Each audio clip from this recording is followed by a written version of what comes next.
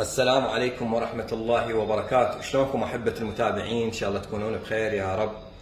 وصفتنا لهذا اليوم هي سلطة. طبعا هاي السلطة ما لها اسم لأنه أني من زمان أسويها، ودائما أسويها وجبة عشاء، يعني لكونها تغنيني عن وجبة العشاء، مشبعة جدا ولذيذة جدا وتنفع لأصحاب الدايت.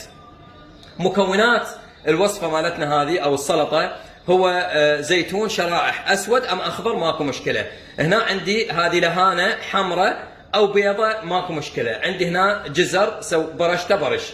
عندي هنا لبن خاثر، زبادي، اي شيء عندكم. عندي هنا رمان حامض او وسط ماكو مشكله. شرائح جوليان، خيار، نعناع طازج اخضر ورق ثرمته. وعندي هنا برش ليمونه اخذت فقط البرش مالتها. واكيد هنا راح نضيف لها للوصفة ملح. خليكم تابعين ويانا شوفوا طريقة العمل. أحبتي نضيف جميع المواد،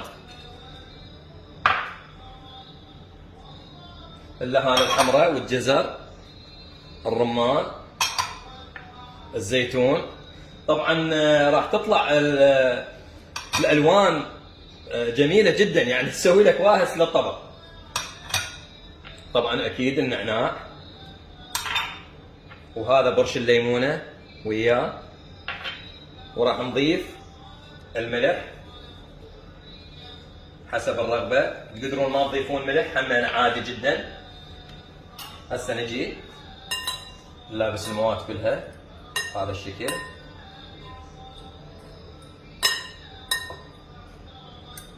هنا بهاي المرحله راح نعطيكم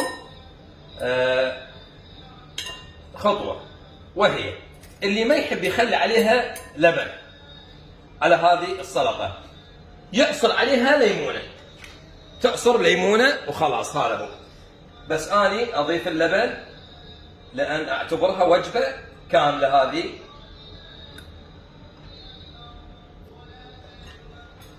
واللبن هم حسب الرغبة، تكثرون تقللون ماكو أي مشكلة.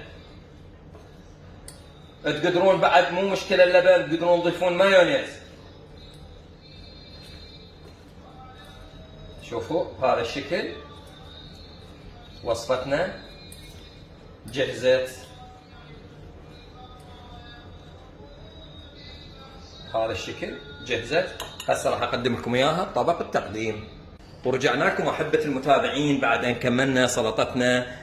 طبعا طريقة التقديم أنا قدمتها بأوراق اللهانة هذه البيضة. هي إذا يعني أكو أوراق الخس تكون بعد يعني أطيب وأفضل بالمنظر. وشفتوها شلون سهلة، وطبعا تعتبر وجبة يعني كاملة. تقدرون يعني أصحاب الدايت تستخدمونها.